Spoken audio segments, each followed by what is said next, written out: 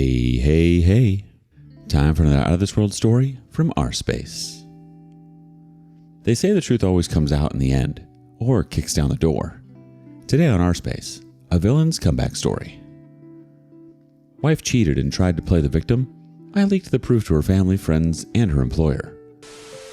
I, 47 male, am married to Eliza, 43 female, for 12 years. We have 2 kids together, 9 and 6. We had a stable marriage until now. Happy family. We both earn. Our kids go to good schools. We spend the weekend at home or go for a short trip. We took a yearly vacation. A very normal life. Nothing fancy. Eliza worked as a sales rep for a cosmetic brand and I am in marketing. A year back, she got a new opportunity to work as a pharma sales rep. It was a step up because pharma means more money.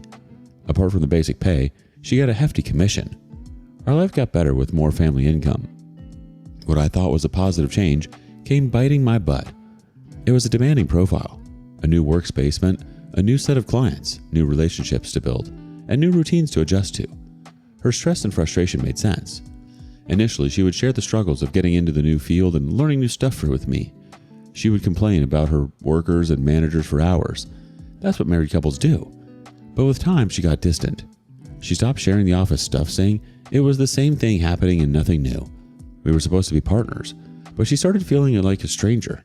She poured in more hours, saying it was a requirement of her profile.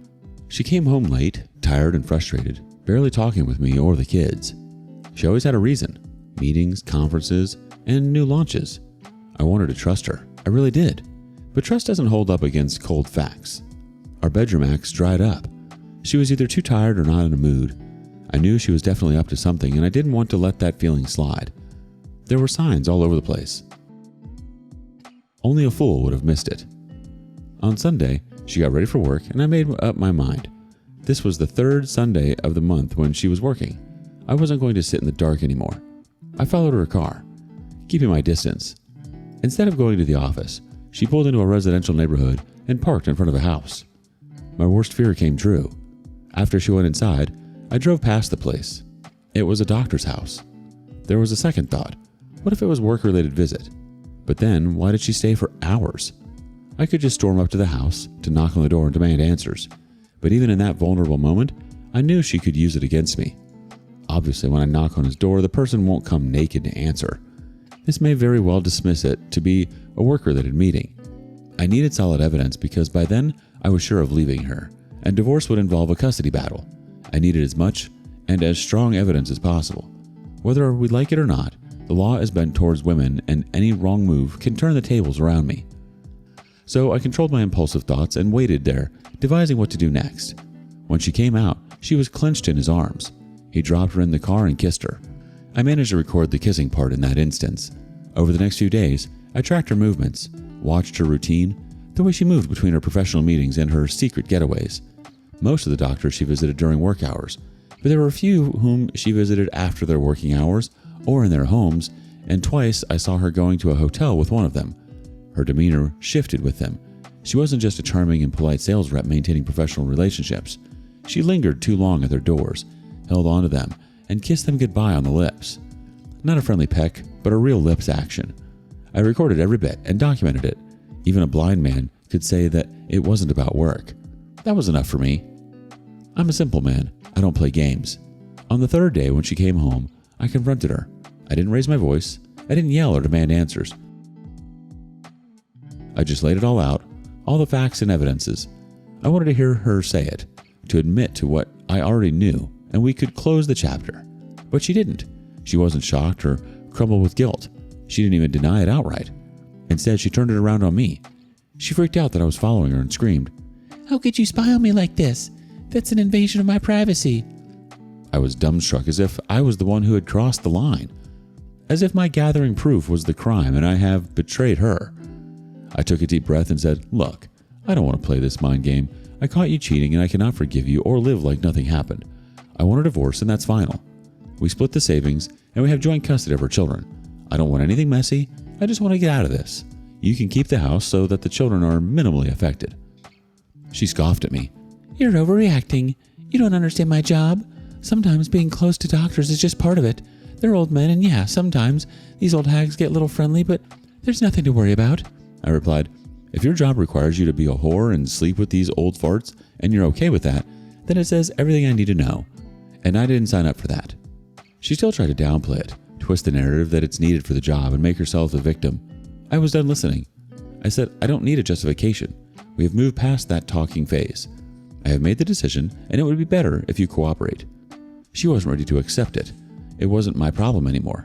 I moved into the spare room that night, put my lawyer on speed dial the next morning, and started the legal process.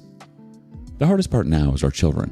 She's using them as her last shield, her last weapon. She's begging me to reconsider for their sake. I won't lie, this part hurts. Every time I look into their eyes, I wonder if I'm breaking their world apart and ripping them off the comfort of living with their parents. I also know staying in this house with this woman would do them more harm than good. They deserve a father who isn't drowning in bitterness. It's been a week, and I'm telling her to sit and talk to the children and prepare them about it, but she's stalling it, thinking I might change my mind. Any tips on how to break this news to the children? Anything I should keep in mind? Any advice, suggestions are greatly appreciated. When it comes to talking to your kids, the key is to keep it simple and age appropriate. They don't need to know the details of why you're divorcing, just that both of you still love them, and things will be different, but okay. You've made a difficult but necessary choice. Stay strong and don't let her guilt tripping sway you. Better to be the dad who stood up for himself than the one getting walked all over. Update 1. Thanks for the support, everyone. I got a lot of information, clarity from this community. Talking about updates, Eliza was still stalling the discussion with the kids, saying she needed time to mentally prepare herself, and then it was the younger one's birthday and didn't want to ruin it for him. She thought if she kept throwing guilt my way, kept playing the devastated wife, I'd break and crumble and agree to reconcile. She failed to realize that I wasn't the same man anymore, and the more she clung, the more it annoyed me. I had made my decision, and I wasn't going to let her manipulate me into second-guessing it. I made an appointment with a child counselor the day next to the birthday and informed her that if she doesn't come, I'll take the kids and handle it alone. She was left with no choice but to suck it up. She tagged along, still trying to play the victim, sobbing as if this was all so hard for her. The counselor helped us frame the conversation in a way that wouldn't completely shatter the kids. My elder one already had a sense that something was off, but my youngest was still in the dark, playing and having fun as if we were there to meet a friend. I was tearing up inside at the thought of the upcoming disaster. I'm glad I took the counselor's help. I'm convinced we couldn't handle the situation without her. She started by reassuring them that no matter what, they were both loved deeply by both of us, and they are and would be our topmost priority. With careful words, she helped us explain that their mother and I would no longer be together as a couple, but we would always be their parents. The younger one was clueless and confused, but the elder one started sobbing immediately on hearing this. We hugged and assured him that they won't be neglected. For a good 10 minutes he cried and said, "So we don't live together? No more family vacations? No more gaming evenings?" It broke my heart. I wish I could forget everything and live as a family, but that was impossible. The only way out was to accept the harsh truth and deal with it. The younger one joined his brother and cried that he didn't want to live apart from us either. He juggled between clutching my arms and hugging his mother. He wanted both of us. Eliza sobbed harder at that and pleaded in front of them. "Can we not do this, please? For them, look at them." The counselor took her outside and maybe knocked some sense into her to not villainize me in front of the kids. She was trying to insinuate that I was the one breaking the house and made me the bad guy in front of the kids.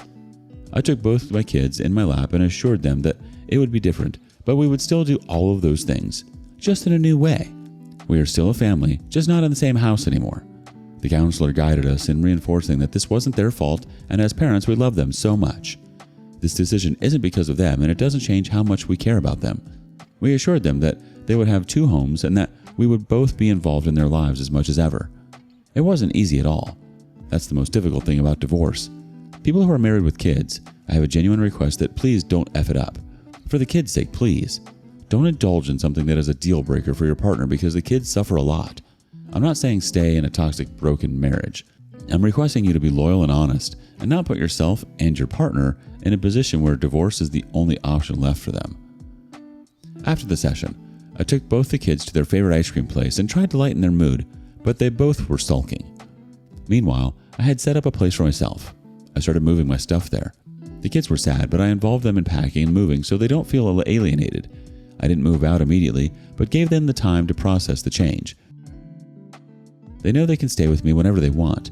This new place is their second home. Despite everything, the final showdown wasn't easy. The kids broke down when I left the last set of bags and stuff. They have been calling me, asking to be picked up or requesting me to stay with them. I obliged a few times, but then set a boundary that I could not stay in that house anymore. It's been a couple of months. The wait period is over and the proceedings have officially started. The kids seem to be better. There are fewer breakdown sessions. I've had them over twice. The elder one wanted to stay overnight, but the younger one needed his mom, so I dropped them back in the night. They are primarily living with their mother in the house. I don't want them to go through a lot of change. At least they should be in the same house so they don't feel their life has gone upside down. We continue therapy, both separately for the kids and as a family, to ensure they feel secure and supported. Eliza, on the other hand, still holds hope for reconciliation. Whenever I go to pick up or drop off the children, she tries to slip in guilt, saying I'm breaking the house and that the kids were sleepless and anxious because of our divorce. She also keeps sending me reels about the psychological issues children of broken homes develop. I ignored her for a while and behaved as if she didn't exist. However, when it became too much, I told her I had left the communication open because of the kids and she shouldn't exploit it. We are co-parents and nothing more. The sooner she understands this, the better for her. One evening, when I went to pick up the kids, she caught me off guard. Instead of the usual passive-aggressive jabs, she tried a different tactic. It made my blood boil. She stood on the door with a smug expression. You know, I could fight for full custody. I stared at her and asked, You really want to play that game? She shrugged. I'm just saying, judges favor mothers. If I tell them you're being erratic, that you're the one who destroyed the marriage with your trust issues, they'll believe me. I can say you spied on me, stalked me. That's not a good look, is it? I warned her to stop. She smirked. What? I thought you were just talking. She was testing me, trying to see if I'd lose my temper, if I'd say something she could use against me later, but I wasn't going to give her that satisfaction. I took a deep breath and said, Listen, I don't want to make this uglier than it has to be, but if you think I'm going to back down because you're throwing threats my way, you're mistaken. I have enough evidence to prove what you did, and I don't think a judge is going to look kindly on a mother who spent her weekend screwing doctors instead of being with her kids. She didn't have a response to that. Instead, she slammed the door behind me as I walked the kids to my car. The drive home was quiet. My eldest stared out the window, lost in thought, while the younger one hummed a song softly to himself. When we reached my apartment, my eldest hesitantly asked, Dad, are you and Mom ever going to fix things like Mom claims? It broke my heart to shatter his hope, but I had to be truthful. I said, No, buddy, we're not. Mom is taking time to accept this, but the fact is we can't be together. He was silent for a moment before nodding slowly. Okay. That was it. No more questions, no more pressing for hope where there was none. He was accepting it, just as I had. Eliza could fight it all she wanted, but the reality is right in front of everyone now, and I wasn't looking back. Some of you commented that I'm too weak and I should just ghost her cheating butt. Buddy, I wish I could do that, just vanish into thin air. Sadly, I can't. I have 2 young kids, and I cannot abandon them no matter how hard it is to see her face. I have to, for my children's sake. Rest, it's my decision, and I don't have to explain myself to others. It's heartbreaking to see your kids struggle with the transition, but you're doing everything right, OP. As for your ex throwing custody or threats, that was a desperate move, and you handled it exactly as you should have.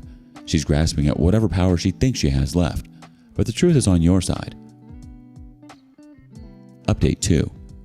I got what some of you have been asking for. Revenge. I didn't want to, but she left me with no choice, and I made her pay for everything. So the conversation I mentioned in my last post played in my head on loop. I couldn't swallow that she was threatening me. She was the one who messed up without thinking about our marriage. And even now, when we are divorcing, she refuses to take accountability. Instead, she went malicious. She is spinning the narrative, painting herself as the victim, and spreading lies that I was the one ruining the marriage. She reached out to my friends and family, feeding them lies. According to her, I was a crazy husband who spied on his innocent wife and decided to divorce her over mere suspicions. She twisted the truth that I disapprove of her profession because I was insecure about her success. As if I woke up one day and thought, you know what, let's just destroy my family for fun. At first when I heard this, I ignored it. I didn't feel the need to defend myself. But then, I was cornered by my family and friends who had no idea what really happened. Her parents accused me of being insecure because she was thriving. Even my parents told me that I should have seen things with open eyes and people have to be polite in the sales role. You shouldn't invade her privacy. I was fuming. She played the helpless, wronged wife so well that people started doubting me. One evening, I went to pick up the kids and my eldest son wouldn't even look at me. He was cold and distant. It was completely out of character for him.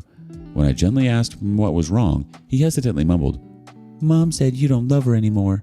She said you're making us leave her because you're angry at her job." I felt my blood boil. This woman was now poisoning my children's minds.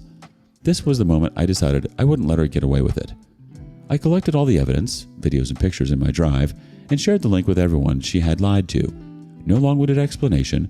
I didn't try to justify myself. I let the evidence speak for itself. She's going hand in hand with them to a hotel. The doctor's grabbing her butt, kissing her, touching her inappropriately in public, and she caressed their arms and thighs. If she was so comfortable being that way in front of people, one could only imagine what she did behind closed doors. Her mask fell off instantly. Her parents got silent, just a blatant, "Sorry for judging you," from her dad. My parents also apologized for not standing with me. It was satisfying in a way, but also exhausting because why did I have to prove myself in the first place? Why did people assume the worst about me before even considering that she might be the one at fault? It didn't stop there. When everyone turned their backs on her, she tried to bribe and manipulate the children using the money she earned from effing the pot-bellied doctors. I overheard a conversation between my kids while they were playing. My younger son asked, "Do you think Mommy will buy us a new PlayStation?" My eldest replied, "Yeah, she said she will. And also the flying remote chopper and a new bike. She's going to get a promotion soon, and then we'll have more money. She'll also take us to Disneyland and on the cruise." They got excited and giggled. Then the elder one hushed his brother to keep it down. "Daddy can't hear this. He can't go with us." Then the younger one whispered out excitedly, "Mom's the best. Wish Dad could make as much as Mom. The fun would be double." I felt so bitter, not jealous of her success, but enraged that she was feeding this to the kids that I made less than hers. She was trying to insinuate that I was lesser than her. She destroyed the family for her job and was now manipulating my children that I couldn't give them a good life as she did. I wasn't going to let that happen. She didn't deserve it after everything she had done. So I emailed the evidence to her HR department. Obviously, no company wants their employee to sleep with the clients. At least they don't expect them to be caught and exposed. The company didn't take it well and they fired her. She has no clue that it was me who leaked it. Apparently her colleagues were also jealous because of her undeserved promotion, and Eliza thought someone from her team leaked the information about how she was bringing sales to the company. It was unethical. The children were disheartened that her mom couldn't fulfill all the promises she made. Indeed, she can't. She broke her marriage vows. Tell me more. Yes, I know some of you might say that was too far, that I should have just let her deal with her own consequences. But why should she get to move on like nothing happened? Why should she get to climb the success ladder and use her illicit money against me? Currently, she has moved back to her cosmetic sales job, and I don't think she likes being parted away from such a huge commission. As for the kids, I know many of you suggested that I fight for sole custody, and trust me, I thought about it, but I don't feel it's best for them. They seem to be okay with the arrangement right now. They still have their home and their routines, and I don't want to make them suffer any more than they already have. If they ever express that they want to stay with me permanently, I will fight for them without hesitation, but I won't rip them from what little joy they have left just to punish their mother. I'm still going to therapy with them. We're still adjusting, and it would be a long way before I could say that I and the kids are now stable. You did what you had to do, OP. She played dirty first, and the fact that she lost her job wasn't some petty revenge. It was the direct consequence of her own actions. She built her career on unethical behavior, and it was only a matter of time before it came crashing down. Stay strong, OP. You didn't destroy the family. She did. Thoughts? Thank you for joining us today on rSpace. Be sure to like and subscribe and hit that notification bell so you don't miss out on our next video. Until next time.